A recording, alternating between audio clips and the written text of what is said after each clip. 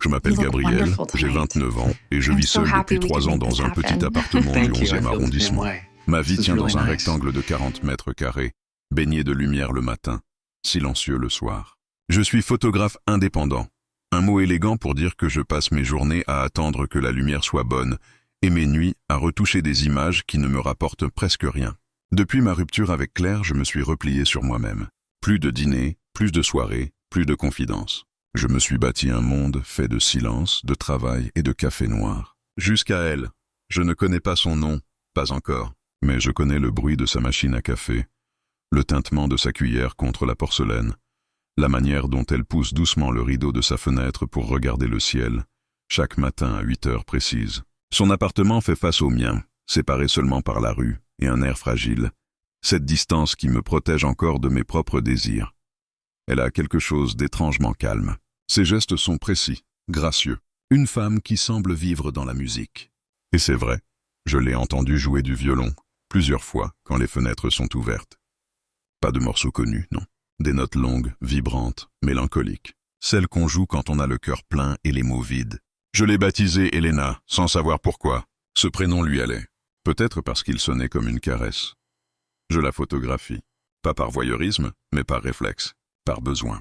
Comme si la capturer à travers l'objectif m'aidait à comprendre ce qu'elle fait à ma poitrine chaque fois qu'elle apparaît derrière la vitre. Des clichés volés, à la lumière du matin ou à la tombée du soir. Des ombres sur son visage, un éclat dans ses yeux, un mouvement de cheveux. Rien d'obscène, rien de posé. Juste elle, vivante, un soir de mars, tout a changé. Il faisait froid. La pluie glissait sur les vitres en longues lignes argentées. J'étais penché sur mon bureau, retouchant des portraits d'un client. L'orage grondait au loin, et soudain, une déflagration de tonnerre a fait trembler tout l'immeuble. L'électricité a sauté, mon écran s'est éteint. Silence. Dans la rue, plus un bruit, plus une lumière. Je me suis levé, instinctivement, et j'ai regardé par la fenêtre. Là-bas, de l'autre côté, sa fenêtre. Elle était là. Elena. Ses mains cherchaient quelque chose à tâtons, sans doute des bougies. Sa silhouette se découpait dans la pénombre. Elle a levé les yeux. Nos regards se sont croisés à travers la nuit. Sans distance, sans pudeur. J'ai senti mon cœur battre si fort que j'en ai eu mal. Pendant quelques secondes, nous sommes restés immobiles, suspendus dans le noir comme deux éclats d'un même silence. Puis, lentement, elle a levé la main. Un geste simple. Mais ce geste m'a traversé comme une décharge. Je n'ai pas réfléchi. J'ai levé la mienne aussi. Et là, juste avant que la lumière du quartier ne revienne, j'ai vu son sourire. Léger, timide, vrai. Quand les lampadaires se sont rallumés, elle avait disparu. Je suis resté planté là, la main encore levée, le souffle court. Ce sourire, cette seconde, c'était rien. Et pourtant, c'était tout. Depuis ce soir-là, tout a changé. Les jours suivants, je l'ai vue différemment. Avant, elle appartenait à ce décor urbain familier. Désormais, elle existait. Et ce que j'avais pris pour une habitude d'observation est devenu un rituel inconscient. Chaque matin, j'attendais son apparition. Chaque soir, je guettais la lumière de sa lampe. Et elle, de son côté, ne fermait plus jamais ses rideaux. Un mercredi, alors que je travaillais sur ma terrasse, j'ai entendu une note de violon. Différente, plus douce. Elle jouait face à sa fenêtre, les yeux fermés. Et pour la première fois, elle ne jouait pas pour elle-même. Elle jouait pour moi. J'en étais sûr. Je l'ai photographiée. La lumière du soleil couchant dessinait un halo doré autour d'elle. La photo était parfaite, peut-être la plus belle que j'ai jamais prise. Cette nuit-là, je n'ai pas dormi. J'ai développé la photo dans mon atelier, lentement, comme si j'avais peur de la voir disparaître sous mes doigts. Quand elle est apparue sur le papier, je me suis figé. Ses yeux dans la photo semblaient me regarder directement. Pas comme une coïncidence, comme une réponse. Le lendemain matin, je me suis réveillé tôt. J'ai voulu la voir, juste la voir, mais sa fenêtre était vide, le rideau tiré, une absence violente, comme un manque. Toute la journée, je suis resté inquiet, distrait. Le soir, en rentrant d'une course, j'ai trouvé une enveloppe glissée sous ma porte. Pas de nom, juste une écriture fine, féminine. À l'intérieur, une seule phrase. « Tu pourrais me montrer la photo ?» Mon cœur s'est arrêté. Je suis resté assis sur le sol, la lettre entre les doigts, le souffle coupé. Elle savait. Elle m'avait vu, compris, reconnu. Et au lieu de fuir, au lieu de me rejeter, elle m'invitait. Ce soir-là, je me suis assis à mon bureau, face à la fenêtre. Sa lumière était revenue. Elle aussi. Elle s'est approchée, lentement. Un sourire à peine esquissé. Un regard que je n'avais jamais vu. Puis elle a levé la main et a fait un signe clair. Un simple geste du doigt. celui qu'on fait pour appeler quelqu'un. Viens. Je n'ai pas bougé tout de suite, mon cœur battait trop fort. Puis, sans savoir comment, je me suis levé, j'ai enfilé ma veste, et je suis sorti. La nuit était froide, la ville silencieuse. Devant sa porte, ma main tremblait quand j'ai levé le poing pour frapper. Une seconde avant que mes doigts ne touchent le bois, j'ai entendu sa voix à travers la porte.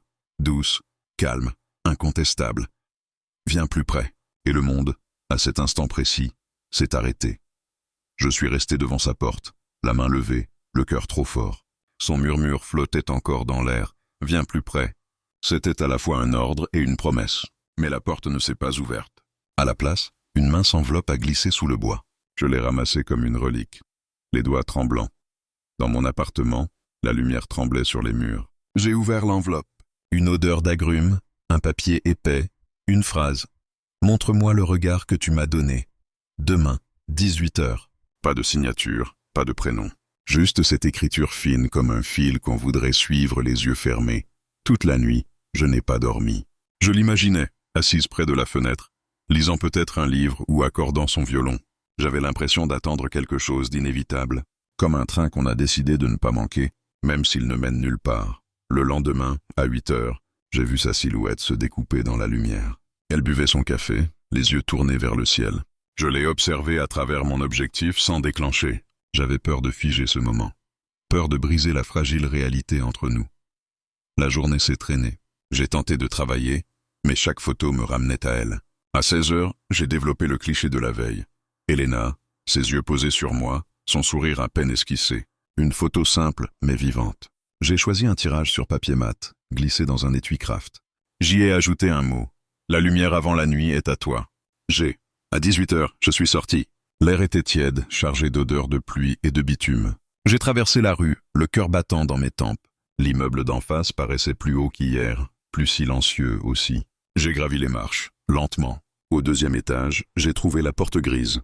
Avant que je frappe, elle s'est ouverte de quelques centimètres, une main est apparue. Fine, tremblante. Laisse-le là. Sa voix était douce mais ferme. J'ai posé le paquet sur le tapis. Et toi, ai-je murmuré. Un silence, puis un léger rire. Toi, reste à ta fenêtre. Je suis reparti sans un mot. Chez moi, j'ai ouvert la fenêtre. La rue entre nous ressemblait à une frontière invisible. Le ciel s'éclaircissait d'un or pâle. En face, la sienne s'est ouverte à son tour.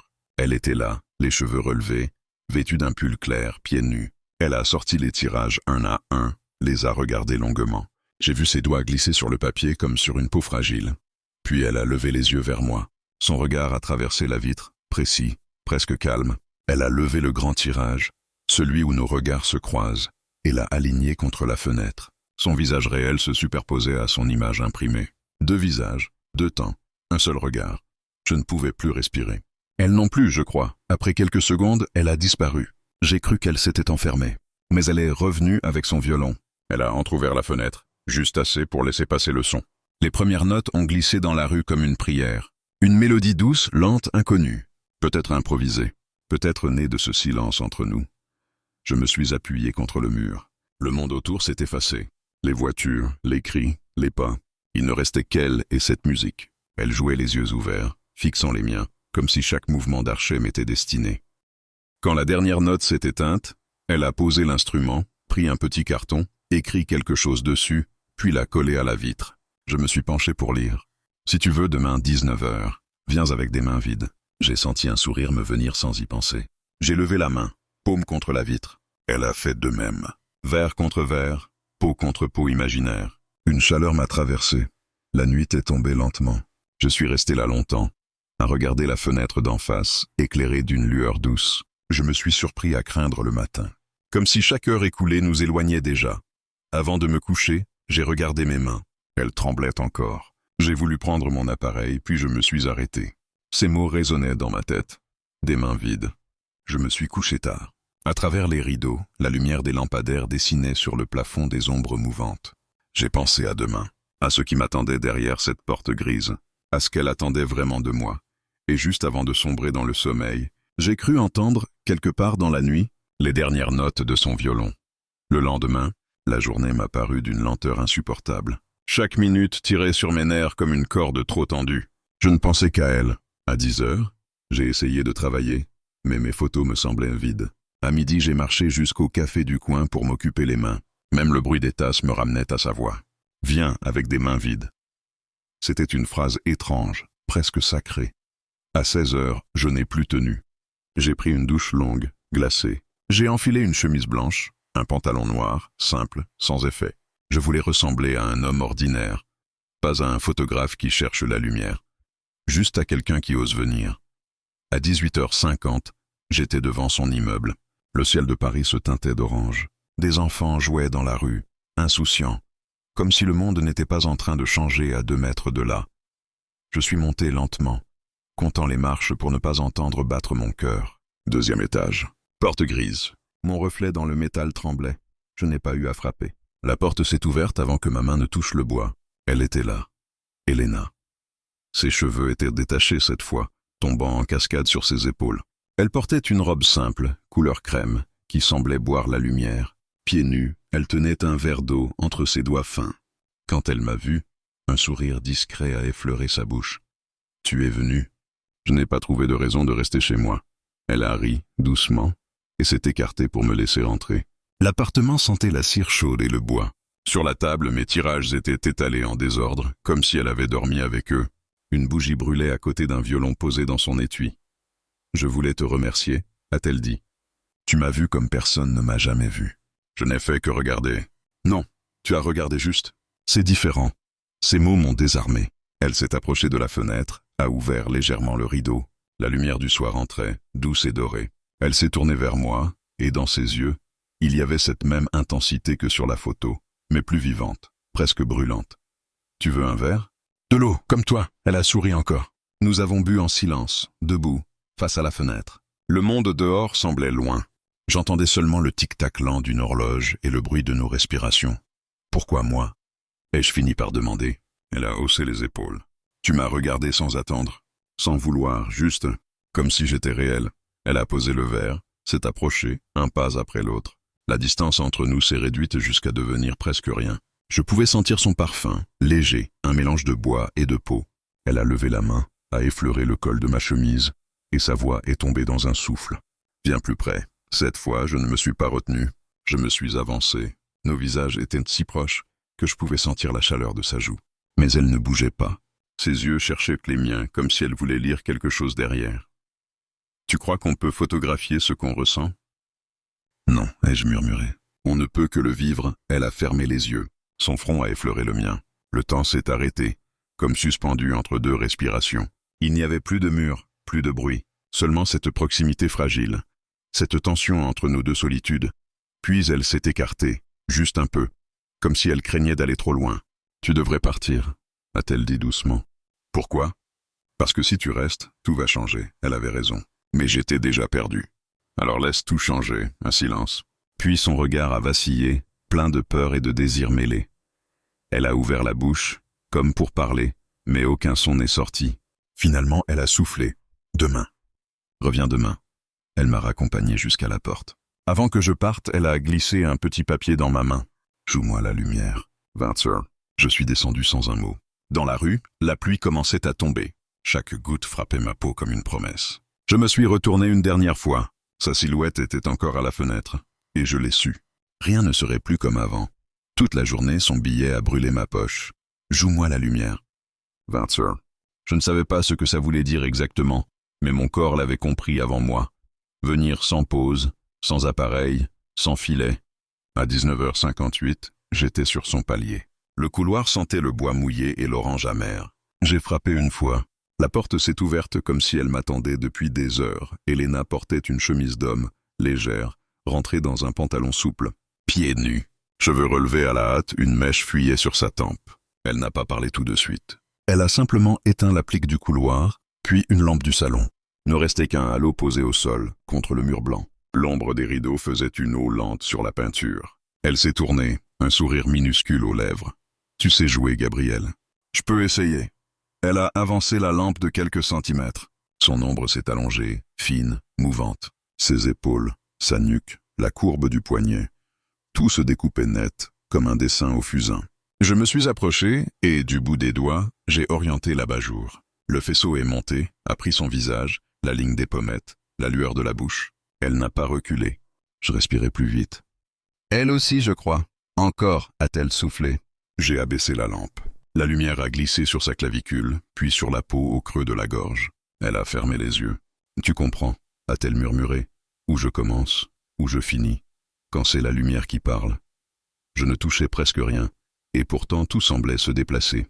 Les objets s'étaient tus, la table, le violon, la chaise près de la fenêtre. Même l'horloge avait décidé d'écouter. Nous avons joué longtemps sans bruit. 1 degré de plus, un angle, un retrait, la lumière comme une main invisible qui posait et déplaçait le monde. Tu veux de l'eau? Oui, elle a disparu une seconde dans la cuisine puis est revenue. Le verre a embué ses doigts. Je l'ai pris. Nos phalanges se sont frôlées. Un froissement de papier chaud. J'ai bu trop vite. Une goutte a roulé sur mon menton. Elle a levé la main, l'accueillit d'un geste absurde et tendre comme on sauve un secret. Pourquoi tu trembles? Parce que j'essaie de ne rien briser. Tu ne brises rien quand tu regardes juste. Elle a posé le verre, a reculé d'un pas. Viens, nous nous sommes placés dans le rectangle clair, face à face. Nos souffles se mêlaient. Dehors, la ville avait perdu un ton. Une sirène, loin. La pluie, pas encore. Elle a levé sa main jusqu'à mon col, a effleuré la couture, puis l'a retirée. La retenue n'était pas froide. C'était un langage. Je ne l'ai pas embrassée. Elle non plus. Nous avons laissé le corps parler dans ses bords. Un épaule frôlée, une mèche remise derrière l'oreille, le passage d'un poignet contre ma paume. Chaque geste ouvrait une porte que nous nous contentions de regarder, sans entrer. Je n'avais jamais su que l'on pouvait être aussi près sans voler. « Reste », a-t-elle dit, mais pas trop. Elle a souri, tu vois. Les limites, c'est aussi de la musique. Elle a pris son violon. La première note est sortie bas, presque un souffle d'anche. Puis une montée lente, un fil tendu. J'ai fermé les yeux. Je n'imaginais plus, j'étais tenu. Quand elle a cessé, j'ai compris que j'avais le cœur à la verticale. Comme si quelque chose en moi avait redevu droit. C'est assez pour ce soir, a-t-elle décidé. Tu sais repartir? Je crois. Alors pars. À la porte, elle a glissé un carton entre mes doigts. Quand tu voudras, mais pas pour combler. Pour dire. Je suis descendu dans la rue comme on sort d'une salle obscure. L'air avait une saveur neuve. La pluie a commencé à 1 heure du matin, fine et serrée. J'ai veillé tard, sans travailler, la fenêtre entr'ouverte pour entendre l'odeur. Les jours suivants ont appris à attendre. Elle déposait parfois une étiquette de partition dans ma boîte aux lettres. Un motif tracé au crayon, 4 mesures sans clé, un silence marqué d'un carré noir. Je répondais par des bouts de papier mat, des lignes d'ombre. Un angle de table, le creux de sa chaise vide, des images sans elle, pour ne pas voler son visage au temps. Le 4e soir, le ciel a cédé d'un bloc. Un orage franc, vertical, pliant les façades. Sans réfléchir, j'ai attrapé ma veste. Mes clés ont sonné dans ma paume. J'ai traversé la rue sous l'eau comme on traverse un souvenir trop longtemps retenu. Devant la porte grise, j'ai levé la main. Elle s'est ouverte au premier coup. Elena m'a regardé, les cheveux libres, mouillés de pluie. Une goutte courait sur sa joue. Elle ne l'a pas chassée. « Tu as mis du temps », a-t-elle dit. « Je ne voulais pas confondre la soif et toi. »« Et maintenant ?»« Maintenant, c'est toi. » Elle s'est écartée. L'appartement sentait l'orage entrer par la fenêtre ouverte. Les rideaux étaient lourds, collés de gouttes. Elle a pris ma veste, l'a suspendue, a posé sa main sur mon avant-bras. 1 seconde seulement. Tout ce qui manquait s'est mis à sa place. « Je n'ai pas peur », a-t-elle dit très bas. « Pas de toi. » Pas ce soir, je me suis approché. Nos fronts se sont touchés avant nos lèvres, comme 2 promesses qui se reconnaissent. Le baiser n'a pas commencé. Il s'est continué de tout ce que nous avions retenu. Lent, attentif, il a laissé au silence leur travail. Pas d'empressement. Un mouvement qui vérifie, un autre qui répond. La lumière qui remonte d'elle à moi comme une marée tranquille. Quand nous nous sommes séparés, la pièce pesait d'un calme neuf. Elle a souri, fatiguée et claire. « Tu restes ?» J'ai regardé le violon, la lampe, la fenêtre où l'orage posait encore ses doigts. Je reste tant que la lumière sait quoi dire. Alors écoute, nous n'avons pas parlé davantage. Elle s'est assise sur le tapis, dos au mur. Je me suis assis en face. Nos genoux se touchèrent à peine. Nous n'avons pas éteint la lampe. Nous avons laissé la pluie finir de nous border. Plus tard, je me suis levé pour partir. Elle ne m'a pas retenu. Sa main a glissé dans la mienne, paume contre paume, un accord parfait. « Demain », a-t-elle dit, pas pour combler, pour dire. J'ai hoché la tête. Dans le couloir, j'ai regardé mes doigts, encore tièdes. Je n'avais pas pris de photo. Rien n'était perdu. C'était gravé dans le corps. Dehors, l'orage se dissolvait. La ville respirait large. Je suis rentré sans hâte, convaincu d'une chose simple et vaste. Parfois, Ce qui sauve n'est pas ce qu'on prend, mais ce qu'on laisse vivre. Cette nuit-là, pour la première fois depuis des mois, j'ai dormi sans rêve. Juste une musique sourde au bord du sommeil. La nôtre, faite de retenue, de lumière, et de ce baiser qui ne fermait rien, qui ouvrait. Les jours suivants furent étranges. Trop calmes, presque suspendus. Il y avait dans l'air une attente invisible, comme si la ville elle-même retenait son souffle. Chaque matin, je guettais un signe d'elle, un papier, une note, une lumière à la fenêtre. Mais rien. 3 jours passèrent, puis 4. L'absence d'Elena prit une place physique, une forme. Le silence pesait dans ma pièce comme une ombre vivante. Le 5e soir, j'ai traversé la rue. Son rideau était tiré, la fenêtre noire. J'ai frappé. 1 fois, 2. Rien. Alors j'ai glissé un mot sous la porte. Je n'ai pas pris ton image. Mais tu es partout. Le lendemain, à l'aube, j'ai trouvé une enveloppe dans ma boîte. Même papier, même odeur de cire. À l'intérieur, une phrase. Ne viens plus. Ils ont tout vu. Mon cœur s'est figé. Qui exactement? J'ai passé la journée à tourner en rond. L'idée que quelqu'un ait surpris nos gestes, nos regards, me hantait. Paris semblait soudain plus étroit. Chaque pas, chaque regard croisé dans la rue me donnait l'impression d'être observé. Le soir, un message inconnu est arrivé sur mon téléphone. Vous êtes Gabriel Marchand? Je crois qu'on doit parler d'Elena. Desmorel. Un numéro fixe. J'ai hésité, puis j'ai appelé. Une voix d'homme, sèche, autoritaire. Je suis le directeur du conservatoire.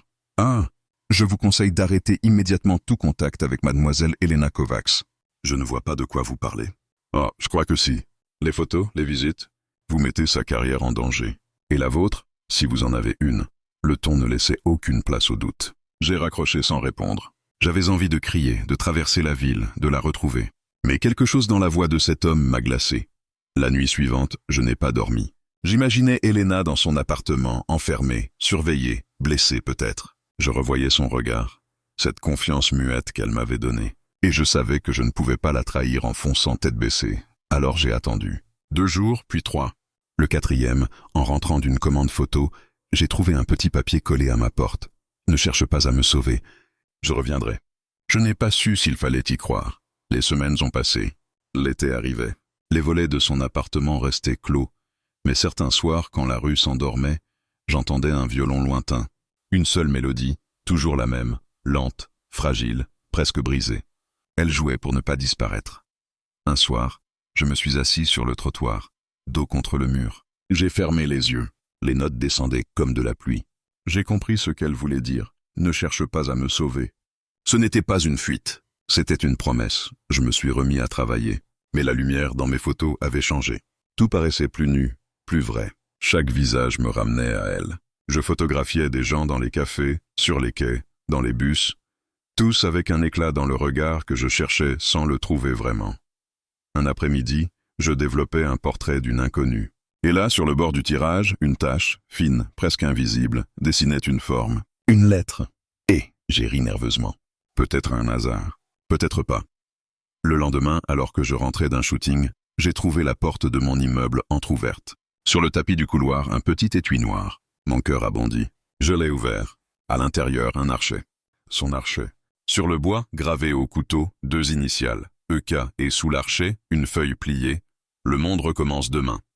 19h, salle Saint-Martin. J'ai reconnu le nom. Une petite salle de concert près de la Bastille. Le lendemain, à 19h précise, j'étais là. Dans la pénombre, une trentaine de personnes. Sur scène, Elena. Elle portait une robe noire, simple. Ses cheveux attachés, son visage calme. Elle m'a vu au fond de la salle, mais n'a rien laissé paraître. Puis elle a commencé à jouer. Ce n'était plus la même musique. C'était la nôtre, mais transformée. Plus vive, plus libre. Chaque note semblait dire ce que nous n'avions jamais osé dire. Dans son regard, il n'y avait plus de peur, plus de cachette. Quand le dernier son s'est éteint, le public a applaudi. Elle a salué, puis a disparu en coulisses. J'ai voulu la suivre, mais un agent m'a barré la route. Alors j'ai attendu dehors, dans le vent du soir. Après un long moment, la porte de secours s'est ouverte. Elle est sortie seule, un violon sur le dos. Nos regards se sont croisés. Pas un mot. Elle s'est approchée, a posé sa main sur ma joue, un geste bref, brûlant. Tu vois, je suis revenu. Et avant que je puisse répondre, elle s'est éloignée dans la foule. Je ne l'ai pas suivie. Je n'en avais plus besoin. Cette nuit-là, depuis ma fenêtre, j'ai vu la sienne s'allumer à nouveau. Le monde lentement reprenait son souffle. La nuit suivante, la ville paraissait rangée dans une boîte plus petite. Les bruits passaient au loin, comme si quelqu'un avait fermé une porte douce entre moi et le reste. À 22 heures, une note a glissé depuis sa fenêtre. Une seule. Tenue. Claire. J'ai compris. Viens. J'ai traversé la rue sans veste. L'air sentait la pierre tiède. Au deuxième, la porte grise s'est ouverte avant que je frappe. Elena se tenait là, simple, les cheveux défaits, les yeux lavés de toute peur. Sa voix n'était plus un murmure. C'était une lumière. Je ne veux plus me cacher. Je suis entré. L'appartement avait l'odeur de la colophane et d'un thé oublié. Sur la table, mon archet, non le sien, reposait comme une ligne soulignée. Elle l'a rangé sans regarder, puis s'est tournée vers moi. « Ils ont tenté de m'effacer », a-t-elle dit. Le directeur, ses menaces, les regards au conservatoire. Ils ont cru que j'étais un dossier. Je suis une musique. Elle a marché jusqu'à la fenêtre, a ouvert tout grand. La rue s'est posée sur nos épaules. Elle a repris. « Je reviens à moi. »« Avec toi, si tu veux. » J'ai approché. Mes mains étaient vides, comme elle l'exigeait depuis le début. Je les ai levées, paumes visibles, et j'ai dit seulement « Je veux ». Elle a souri, bref, puis a tiré la lampe au sol. Le halo montait comme une marée. Nos ombres se sont rencontrées à mi-chemin du mur. Elle a posé les doigts sur mon poignet. Mon pouce y est accroché comme un oiseau trouvé. Nous n'avons pas parlé davantage. Nous avons laissé la lumière dire oui. Le baiser a été bref, précis, non pas une conquête, mais un accord. Quand nous nous sommes séparés, j'ai senti qu'un pan entier de silence venait de se mettre en place, exactement là où il manquait. Elle a pris une inspiration, la première vraiment profonde depuis des semaines. « Demain, a-t-elle dit, je dépose ma lettre. Je quitte la classe de Morel. Je jouerai ailleurs, autrement. Tu vas perdre. Je vais gagner moi. » Le lendemain, je l'ai attendue au bas des marches du conservatoire. Elle est sortie tête haute, une enveloppe scellée dans la main. Un surveillant nous a dévisagés. Nous avons passé. Place d'Aligre, nous avons bu un café trop amer qui avait le goût exact d'une délivrance. Ensuite, tout est allé vite. Une amie d'Elena l'a présentée à une petite salle indépendante. 80 places, une loge qui sentait la poussière heureuse. On lui proposa un cycle solo. Carte blanche, 4 soirs. Elle m'a demandé « Tu exposerais avec moi ?» Le mot m'a surpris. Exposer quoi? Je n'avais presque pas de portrait d'elle, sinon des fragments.